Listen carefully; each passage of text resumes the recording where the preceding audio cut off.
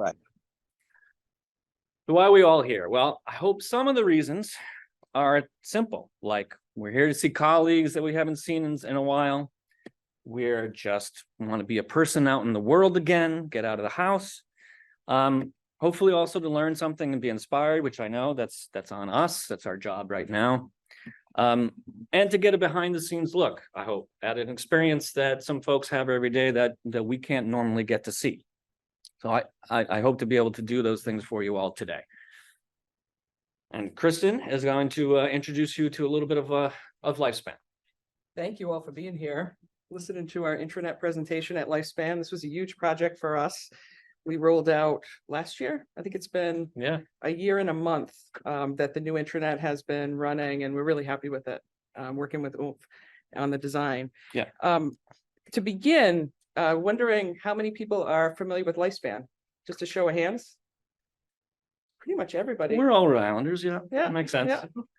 So if you're not familiar with Lifespan, which I think everybody is, you're probably familiar with our hospitals. So we have Rhode Island Hospital and its Hasbro Children's Hospital, the Miriam Hospital, Bradley Hospital, Newport Hospital, Gateway Healthcare, Lifespan Physician Group, and Coastal Medical in the order that they joined Lifespan. Thank you, Jay. Okay. We are Rhode Island's second largest employer, second only to the state. We have the state's only level 1 trauma center at Rhode Island Hospital, and it's Hasbro Children's Hospital. And we treat approximately 550,000 patients every year, which is, just for perspective, is about half the population of the state of Rhode Island. So we are the largest health system in the state. Yeah. The core design team for the intranet project actually came out of marketing at Lifespan. So it was the marketing department that drove this project. And we pulled together an interdisciplinary team of different areas in marketing to actually put the site together. So we started with internal communications, public relations, our internal design team at Lifespan, who vetted the design with Oomph's design team, and the digital team, the digital team at Lifespan is my team. And we're responsible for the websites, internal, external, digital strategy, digital functionality, implementing, assessing new technology at Lifespan. And we work directly with Oomph on soup to nuts on the project from beginning to end.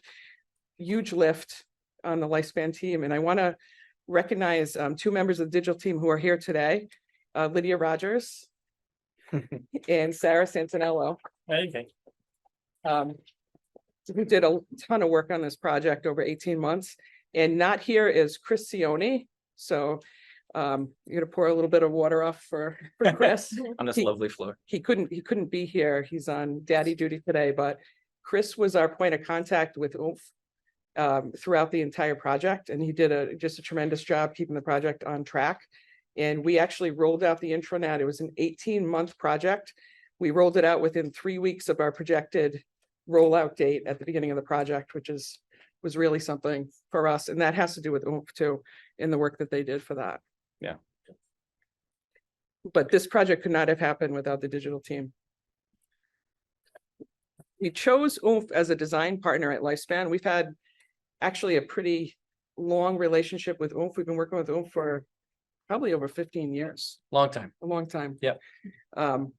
And we've worked with Oomph over 15 years on and off with different projects. We work with other vendors too, but we always seem to come back to Oomph because of the work that you guys do. Oomph actually designed our public site. So if you go to lifespan.org, that site was designed by Oomph and launched by Oomph. They also launched our previous intranet site. So when it came time for this project, it just made sense that we would go with Oomph again, because they already knew us, they already knew the site. And these projects are never easy, but it made it easier than it could have been to roll out the site. Thank you. So we had to launch this site. We actually were kind of in a bind because the original site was built in Drupal 7. So we had to go to Drupal 8, and we took advantage of that move as for the rebuild to implement new technology on the site. So One more question. How many employees work at Lifespan? Does anybody give a guess? 14,000, Higher, 23,000. lower? So, 19,999. oh, Price is right. that's right. Like- We almost did that. We almost did the prices right. Actually, a little bit over 17,000 employees work at Lifespan. Right now, I think it's 17,300. And we're, like I said, we're the second largest employer in the state. Those 17,000 employees use the intranet regularly. Some of them use the intranet all day long for their jobs. And so it was really important for us that the intranet could allow them to get to the tools and resources they needed quickly for them to be able to do the job that they need.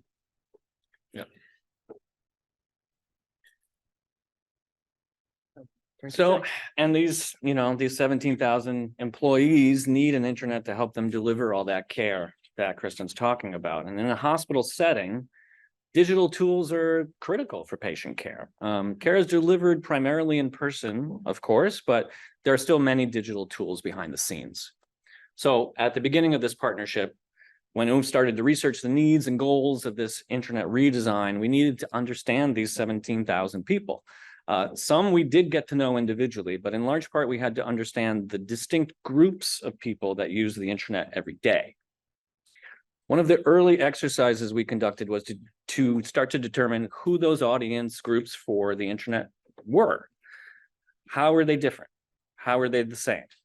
How many groups did we need to consider? 3, a dozen? And what were those critical tasks that each one had to do individually, maybe according to their role, or which ones of those were shared out across larger teams? So early in the process, we had to start to determine who we are designing for.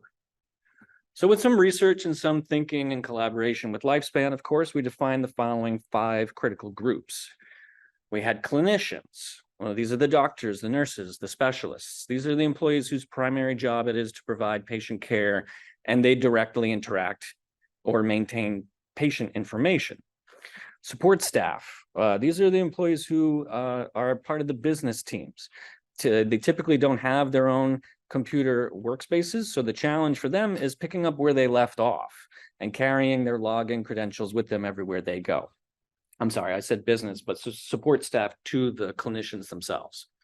The business teams, these represent general tasks that all employees need to accomplish. This is stuff like payroll, like HR, managing time off, calendars, and those kinds of things.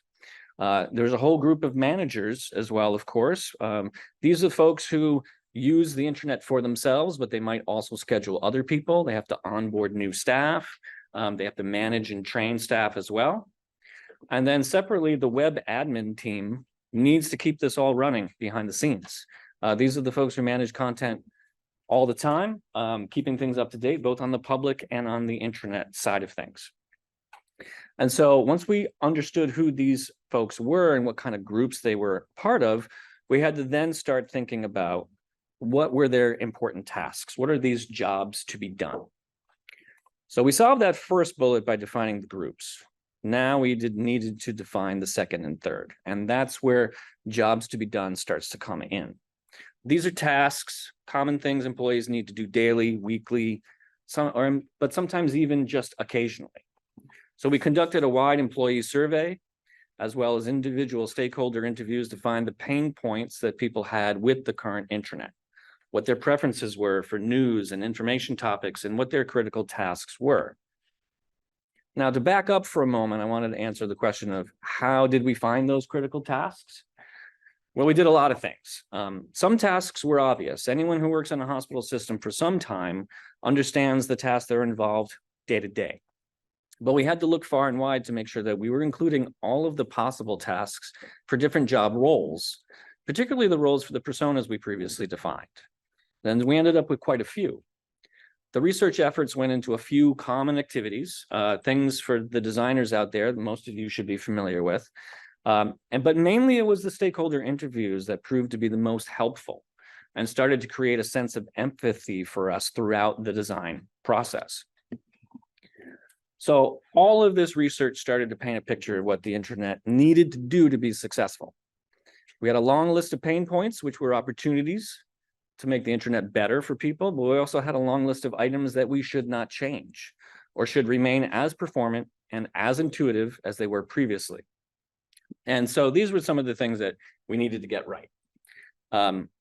Search is critical, of course, and organizations, not Google, but users expect search to be as good as Google. So Google is not the inspiration. Nowadays it's the bare minimum. So search is a difficult thing to do well without a lot of design planning and technical expertise up front.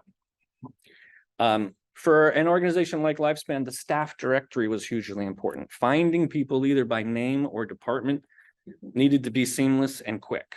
The directory could get out of date quickly, so the software behind it and the work load of keeping that up to date had to work very well as well, both for the people using it and for the people authoring it all the time. Plus, in an emergency, wouldn't it be nice to be able to find a doctor and then page them directly right from the intranet? Navigation and architecture also kind of goes without saying, but content in the previous intranet was pretty good, but it could always be improved. So here we had found that over time, content started to become arranged by which department owned the content, not by the tasks an employee was trying to accomplish. So this easily led to frustration or increased the cognitive load for folks. They had to think, gosh, which department would own that process or tool or content, not where would it make sense for me to find it?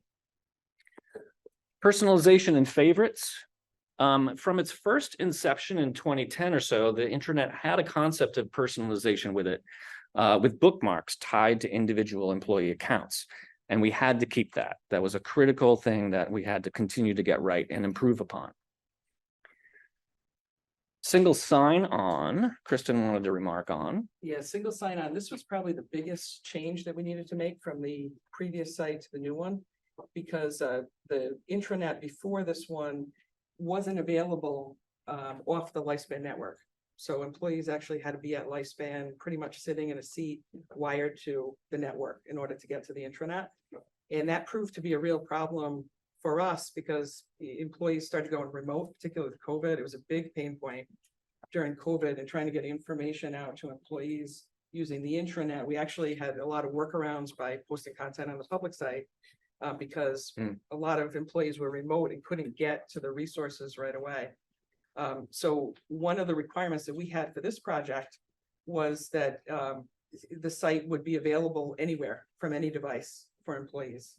And in order to do that, we had to add extra security to the site. And we had to work with our IS team, which is, they call themselves IS, but it's the IT team at Lifespan, and Oomph to actually put that in place. And that was really a game changer for employees to be able to get the site on the phone. And Jay's going to show later on in the presentation what it looks like on mobile. But this site was built really for mobile first. So that because we have clinicians who actually at the bedside on their phones, things like that, if they need to pull something up really quickly, this allows them to be able to do that. And the next point, recognition in company culture was also important to us too. So we had a news feed on the current site, the site before this, but we really wanted to make it bigger and sort of blow it out and make it a lot more flexible, so that we could deliver news to employees from the Lifespan level, from the hospital or location level, to right to their department level. So we wanted to make a news presentation that was really engaging, very like photo forward, where we have so many communications. We actually post at least like on average about 100 news stories a month to the Lifespan intranet to employees in all different ways. So we needed something that would allow us to be able to do that and get the messages to the right people in the right way. Yeah. And so from our 5 personas, our jobs to be done, and the list of critical tasks, we started to see, and you might start to hear, a major pattern that started to indicate that we had to deal with 2 opposite modes of work at the same time. We had to design a system that could support 2 different speeds of interaction. And speed was on one side, Engagement was on the other. Two seemingly opposing ways of being in the world. Go fast, get work done, go, get to the tool quickly, or slow down, browse with no particular destination in mind. And you hear it, but I think it makes sense intuitively. We're always moving between these two modes throughout our day. Sometimes very fast, sometimes very slow. Hurry up and wait, right? So this was a realization we had as part of the design process. So speed is at the heart of a lot of critical tasks, of course. Speed is critical for patient care. A nurse at a shared workstation needs to log in quickly, find the tool or medical policy, and administer care.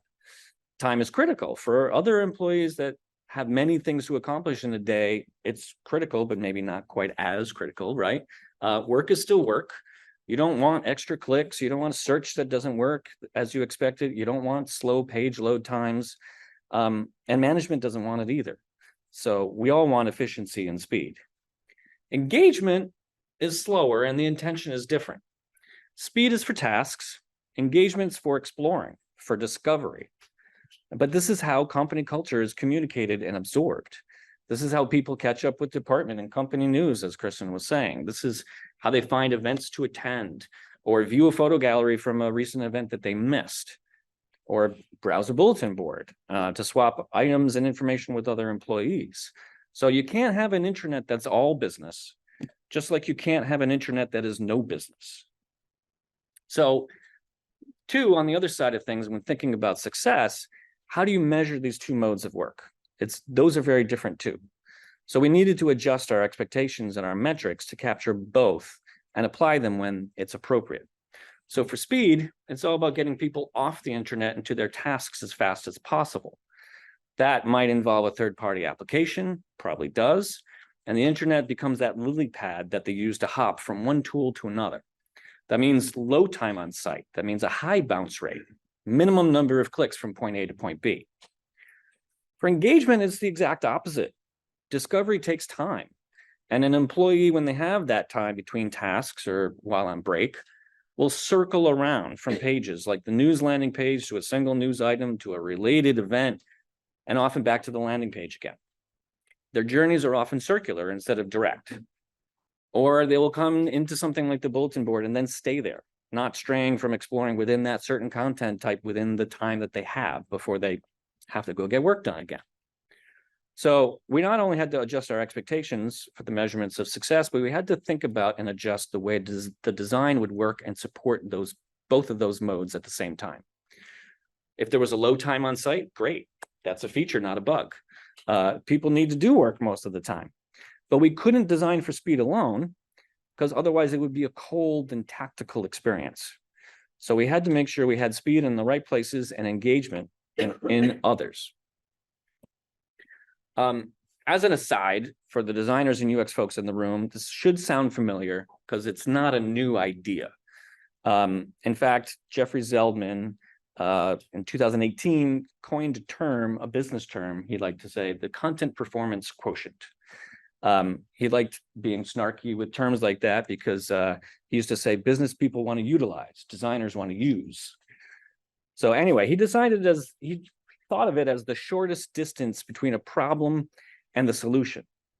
But I prefer what Kristen was saying. It's the right content to the right person at the right time with minimum investment of effort.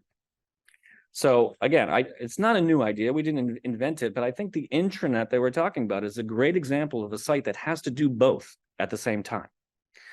While Zeldman's point was that most sites aren't Instagram, that they're trying to build for engagement when really they should be building for speed.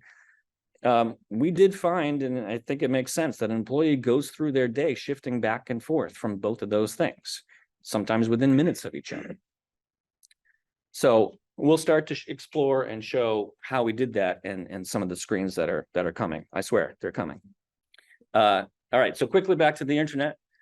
With this research and philosophy in mind, we set upon the long process of design and development. And believe me, it was a long process, 18 months, as Kristen said. Won't go into all the details, but just know we had a long time of information architecture research, definition. We did some testing early on. with wireframe designs and design mock-ups. Then we had months of development, quality assurance, and more testing, security, migration, launch prep, all of that stuff. The designs don't show some of that work, unfortunately, but that was all definitely there. And so like Kristen said, it's about an 18-month project, and we had a core team of about 9 people on both sides, so 18 altogether. All right, so finally, we've got some visuals we can show with you. So here's the home page, what we call the dashboard. This is where everyone needs to start. On the left of is an overview of the whole page. On the right is the detail, and I'm going to zoom in a little further. So this page had to set the tone for the entire site. Everyone has the login and from their login, they're redirected here. This is their launch pad. Therefore, as we said, they might be in one of those 2 modes. We're not sure which. And this page needed to support both those modes at the same time. So let's address speed first. On the left is the persistent toolbar. From the dashboard, the toolbar is open by default and can't be closed.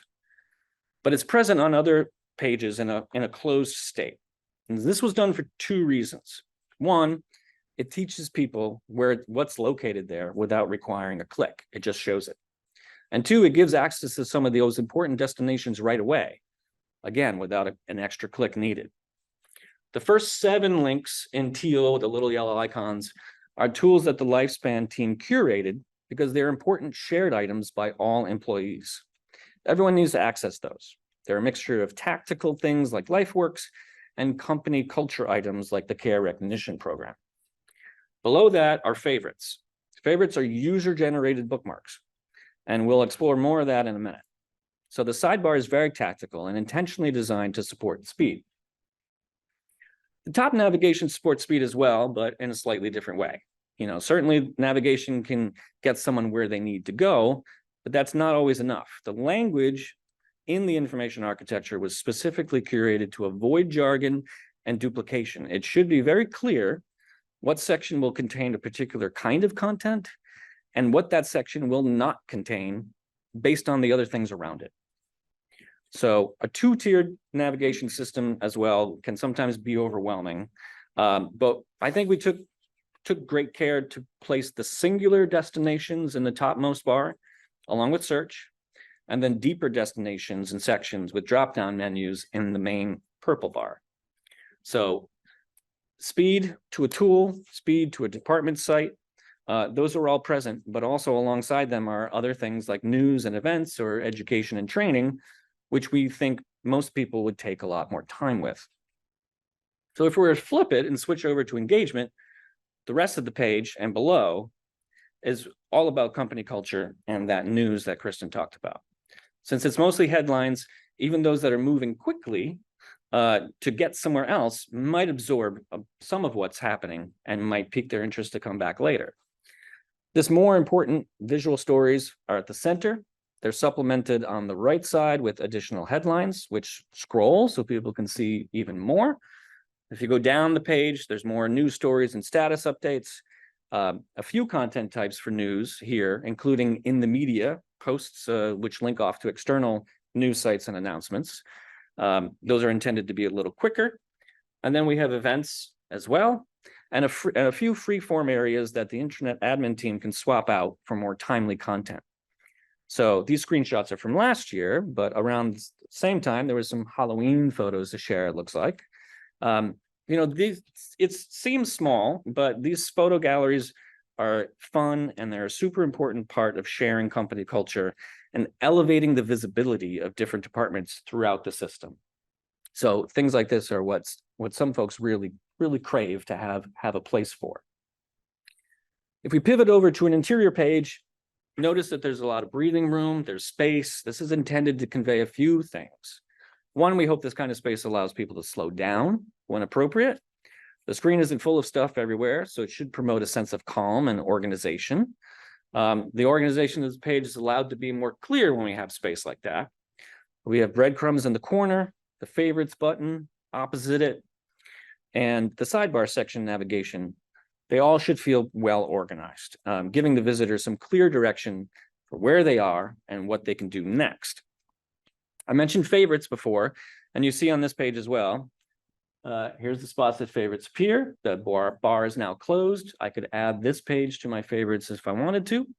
And I could interact with that and open that drawer up to get to those tools again. From wherever I am, if I'm not on the dashboard, I'm a click away from all the tactical items that are featured in that toolbar. The system-wide favorites, again, are first. Your personal ones are below. And you can start to scroll down and get everything that you've configured. The top 6 will be shown here. If you have a lot of them, they're available through the All Favorites button. And I'll show you that. So the All Favorites section is managed via drag and drop. They can be moved around in order of preference, of course, and any recently added bookmarks show at the bottom of that list.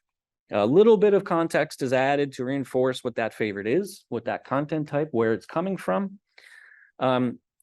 So, I mean, because people can favorite a lot of different things on the site. They can favorite pages and departments, of course, but individual tools as well, locations or where they're at, and people from the directory.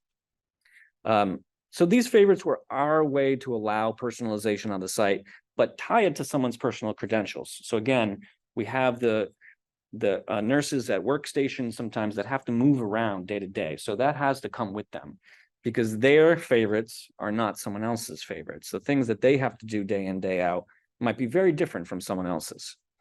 And speaking of people, the directory is something that needed to support speed as well. So here's a look at the staff directory. I can speak a little bit to the staff directory. I do want to just add to favorites that Oomph was able to migrate all the favorites from the previous site to the new one. So nobody lost their favorites in the site launch, which was actually really a big win for us in the launch. So I did want to mention that. But the staff directory. So the staff directory is probably one of the top 3 most used applications on the Lifespan intranet. It's a way that all the staff at Lifespan is actually in the directory. And we had our old staff directory on the previous site actually had been built prior to 1998. So it actually was in use for more than 20 years. So that kudos to the team that built it. And the system actually relied on it for all those years. And when we came to this build, it was starting to break down a little bit. It was a straight You don't say. it was a PHP application. Yeah. That had started as ASP. But it survived that long, but we had to replace it. Like it was time to replace it. And we couldn't do it with the intranet build before this one because we weren't quite there. We had all kinds of staff lists all over the organization. They were all disparate, and we actually looked at doing that, and it was just a mess. But by the time this project rolled around, our IS team actually had combined all of those staff lists into one single identity universe at Lifespan.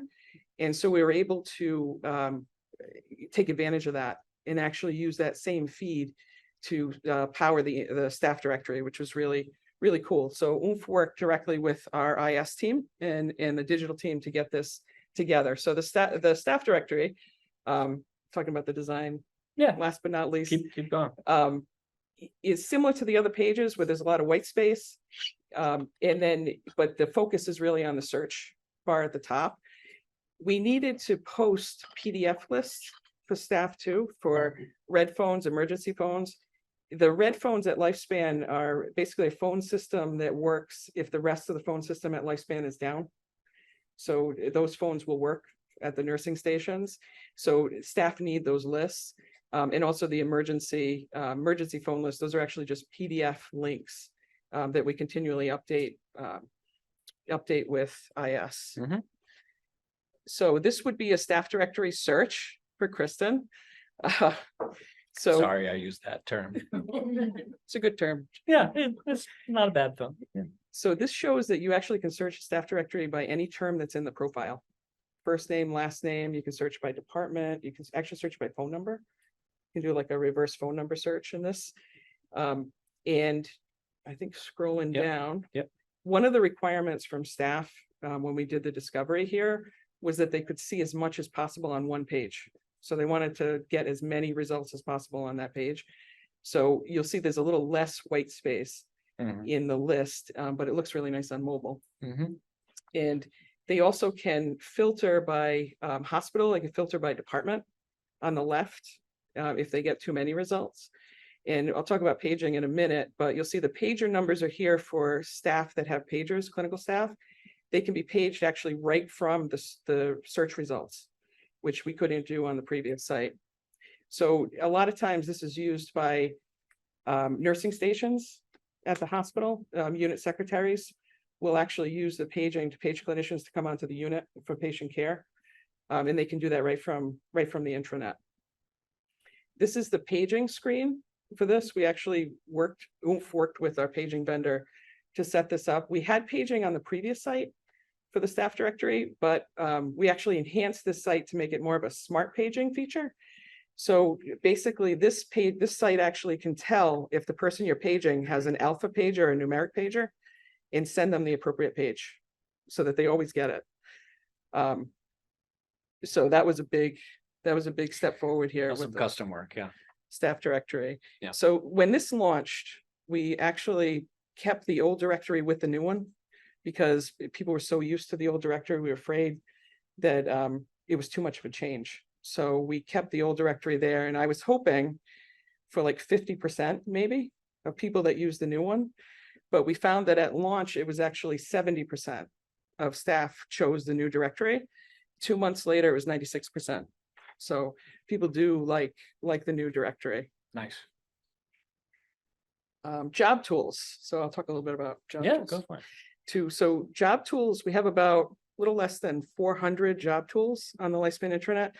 These are all links to like individual tools that applications that staff need to do their jobs every day. And they might be administrative tools. They might be like, finding your pay stubs, looking at your paycheck online, or sending in an IS service request or a facility service request. Those would go under administrative job tools. And then we actually separate out the clinical job tools on a separate page. It looks very similar to this, but it's just the clinical tools. So the clinical staff can come in and find their tools more easily. They don't have to kind of pick through the rest of the job tools to get to it. Mhm. This staff really like static links. So we created the popular tools menu here, and using analytics for this site. We actually didn't have analytics for the site before this, but because we had it for this one, we were able to curate this to be the tools that people use all the time. So we created this kind of static popular tools menu, but Oomph was able to make the design so that if somebody decided to search instead, the popular tools menu disappears. And so they get the search results higher up on the page, which is Right. a nice user experience. Yeah. Too. And this also has side filters. So they can filter by hospital. Right now, when we first started, there were tools specific to each hospital.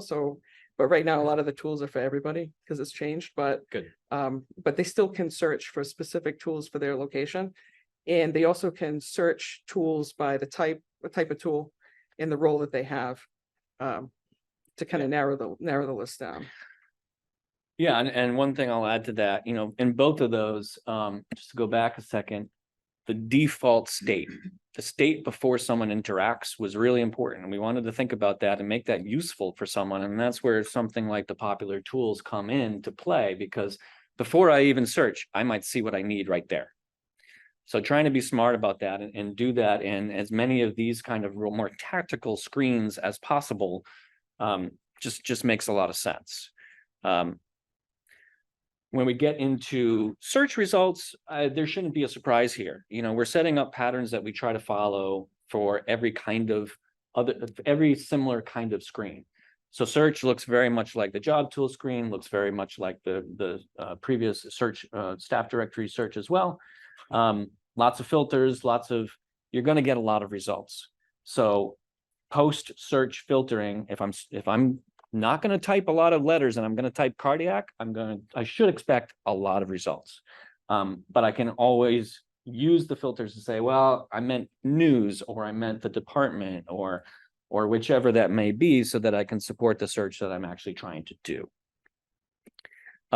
switch things over, I want to talk a little bit more about a mixed speed and engagement page. This is a individual location.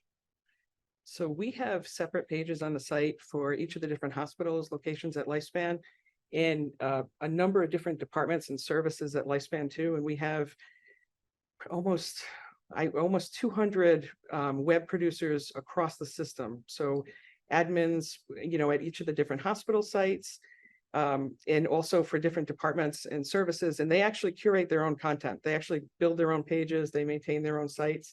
So what you're looking at here is a location page, a location site for Rhode Island Hospital and its Hasbro Children's Hospital on the new Lifespan Intranet. And what this does is it allows Rhode Island Hospital staff to find information, tools, everything filtered down for them. So this can be their kind of home point for staff at Rhode Island Hospital. And the admins at Rhode Island Hospital actually build this page and maintain it and post content that's specific to just to Rhode Island Hospital on this page. And what they'll do too is we send out, the intranet is kind of our information, like a foundational hub for internal communications information at Lifespan.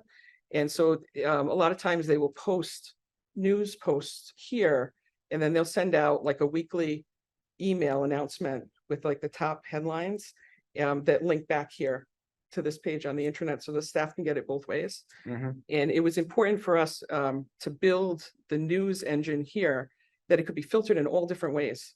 So we could filter news by hospital, we can filter it by department, we can filter it by just Lifespan in general, and all different types of news. So we can filter like really top headline stories, we can filter just general announcements, operational news, and stories about Lifespan that are in the media that staff might be interested in seeing. Yeah. So, Yeah. in events. And this kind of creates mini homepages, which again, helps also support the company culture. I might be part of Lifespan, but really my home is Rhode Island Hospital, or my home is one of the other locations. And so I have two homepages. I have the dashboard and I have my location, or sometimes even my department, where I'm still getting a lot of that stuff. But as Kristen was saying, it's filtered down to me so that it's more what I'm going to be interested in. Also want to just switch over to mobile real quick. Nice to have the big images, but mobile is super important as well. Everything was built responsively. We had the opportunity to make sure that we were going to be on people's personal devices, so we wanted to make that as easy as possible. The favorites stay top of mind, front and center.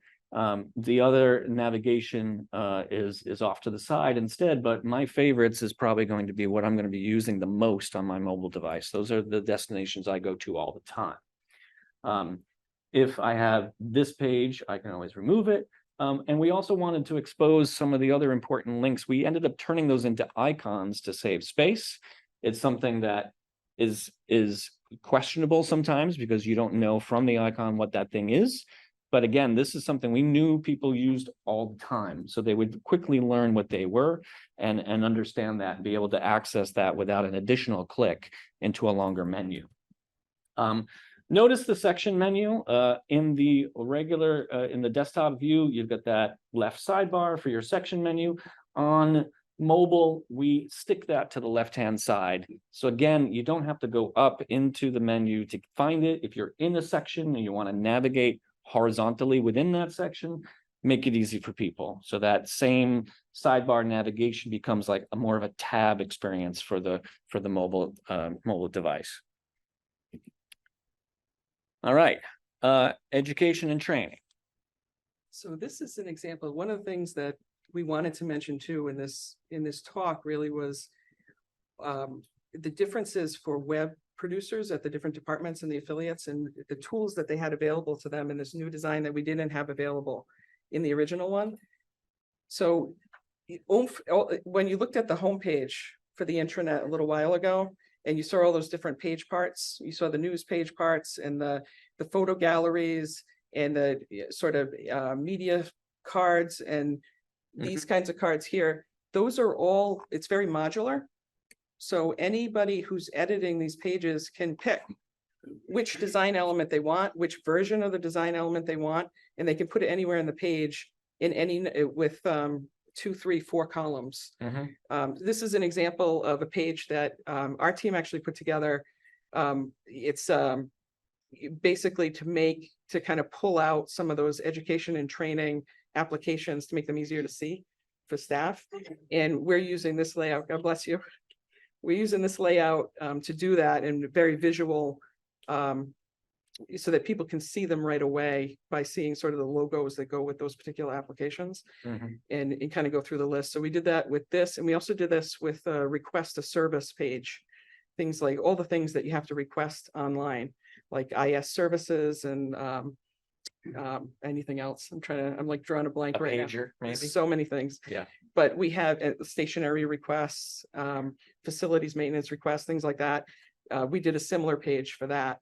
But this kind of showcases another page part that people have available to them, because everybody who's posting at the departments, they have different kinds of information. They might be clinical, they might be not be clinical. It might be like finance, or it might be anesthesia, at Rhode Island Hospital. And so this gives them the flexibility to present their content exactly the way that works for them, for the content that they're trying to present. That's great. Yeah. Always like supporting authors. And so the engagement and training, things like that are less tactical, more about browsing, right? You could go to the job tools and get a lot of those same things, but you need to know what you're looking for before you learn that. One of those pages might help. So that's more on the engagement side, probably a slower kind of page, more graphical. And here's another example. So keeping with the engagement theme, we've got our news and events landing page, which actually I think does both speed and engagement in some ways, but also very important to be able to show some of the culture, some of the things that are happening. All of our feature stories, some of which were on the homepage, are featured again at the top here. But as you scroll down, we get more of some similar ideas of what you've seen elsewhere. Events always look a certain way. Lists of stories always look another way.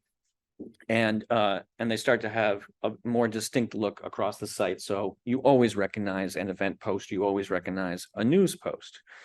An article individually is a little bit different. We wanted to support images, but there's no need to use an image every time because sometimes it's just hard to source that kind of material. So we wanted the things to feel manageable and spacious while not putting undue pressure on the article authors to find a glorious image for every story. Not every story is going to have that. At the bottom of articles, we're heavy believers in recirculation. Always give someone a place to go next.